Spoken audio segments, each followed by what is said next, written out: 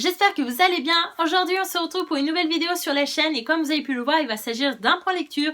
Je vais vous parler du tome 5, La Braise, de la saga du labyrinthe écrit par James Dashner et publié aux éditions Pocket Jeunesse. On va faire court parce que tout le monde connaît cette saga, soit grâce au livre, soit grâce au film. Et donc je vais faire un petit résumé du tome 1. En gros, nous allons être dans un labyrinthe où sont enfermés des adolescents. Sauf que ces adolescents ne savent pas pourquoi ils sont là, qui les a envoyés. C'est vraiment le flou total. Et certains ne se rappellent même pas de leur prénom. Donc c'est vraiment très déstabilisant comme situation pour eux et donc ils vont comprendre tout seuls qu'ils vont devoir se débrouiller à survivre par leurs propres moyens, c'est-à-dire qu'ils vont devoir essayer de trouver une sortie, ils vont devoir apprendre à faire pousser des légumes pour pouvoir manger.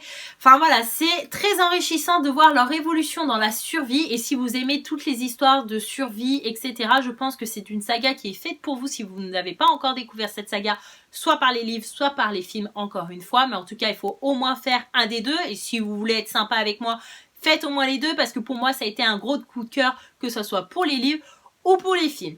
Et donc je vais pas vous raconter ce qui se passe dans les tomes d'après, tout simplement parce que je ne vais pas spoiler, parce que j'imagine bien que tout le monde n'a pas lu toute la saga, mais il faut savoir que moi quand j'avais lu le tome 3, j'étais assez déstabilisée dans le sens où je n'avais pas mes réponses à mes questions. Et j'avais vraiment adoré toute la saga, je l'avais dévorée. Je me rappelle à chaque fois que j'ai commencé un livre, j'ai lu le livre en 2 ou 3 jours. C'est plutôt rare parce que généralement je lis à un rythme assez lent et des fois un livre va me faire 1 semaine ou 2, tout dépend de l'histoire, si je suis dedans ou pas.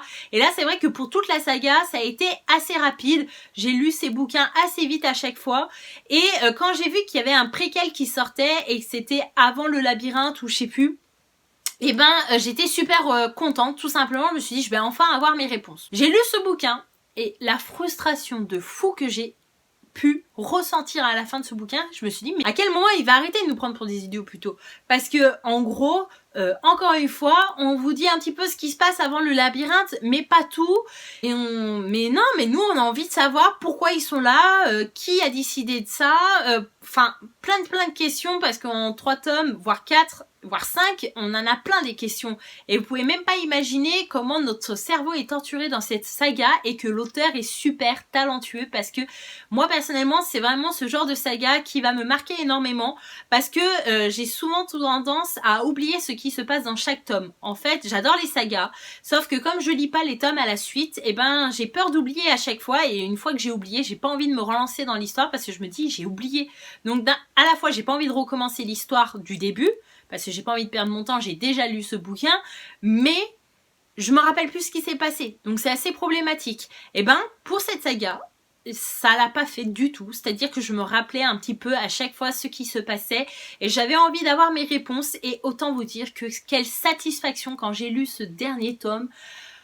Au début, c'était un petit peu compliqué. Je voyais encore James Dashner nous prendre pour des idiots et nous faire tourner en rond, en lenteur, en longueur et compagnie, tout ce que vous voulez. Et à partir d'un certain moment, c'est un petit peu avant la moitié du bouquin, tout s'enchaîne, tout va très vite et là on a enfin nos réponses et qu'est-ce que ça fait du bien. J'ai pu enfin savoir qu'est-ce qui s'est passé avant le labyrinthe, comment les adolescents ont été choisis, qu'est-ce qu'ils ont vécu avant ce labyrinthe, mais oh mon dieu quoi, enfin l'auteur a eu une idée juste géniale. J'ai été surprise encore une fois par le personnage de Teresa parce que si vous êtes allé assez loin dans les films ou même dans les bouquins, vous pouvez imaginer ce que je pense de Teresa, mais en fait on ne sait pas tout et quand on lit ce tome là on se dit bordel de merde. Elle est très surprenante plutôt, j'allais dire autre chose mais c'est un personnage féminin qui est très surprenant dans le sens où on n'imagine pas ce qu'elle a pu faire avant le labyrinthe et ça remet en question tout ce que j'avais lu, tout ce que j'avais vu grâce au film et c'est un truc de fou. En tout cas, si vous avez déjà commencé cette saga, je vous recommande chaudement de vous plonger dans ce dernier livre parce que vous aurez enfin vos réponses à vos questions. Vous allez apprendre de nombreuses choses sur le labyrinthe, mais aussi ce qui s'est passé avant et aussi les différents personnages qu'on retrouve durant les 5 tomes. Et franchement, j'ai adoré cette saga et je vous la recommande vraiment. Pour moi, ça a été un gros coup de cœur et j'espère vraiment qu'il y aura un film pour les 2 préquels en fait, pour celui d'avant et celui-là. Parce que franchement, je vois ça très très bien au film et j'espère que je ne serai pas déçue et qu'ils vont m'écouter là-haut. Faites des films parce que ça va être juste des bombes atomiques. Et voilà, mon point lecture est enfin terminé. J'espère qu'il vous aura plu. En tout cas, j'espère que je vous aurai convaincu à continuer cette saga si vous l'avez déjà commencé ou alors à commencer cette saga si vous n'avez pas encore commencé. Faites-le ou alors regardez au moins les films quoi parce que vous passez à côté de quelque chose de très très bien. Donc voilà, je vous retrouve dans une prochaine vidéo. Je vous fais de gros bisous et je vous dis à bientôt. Bye bye!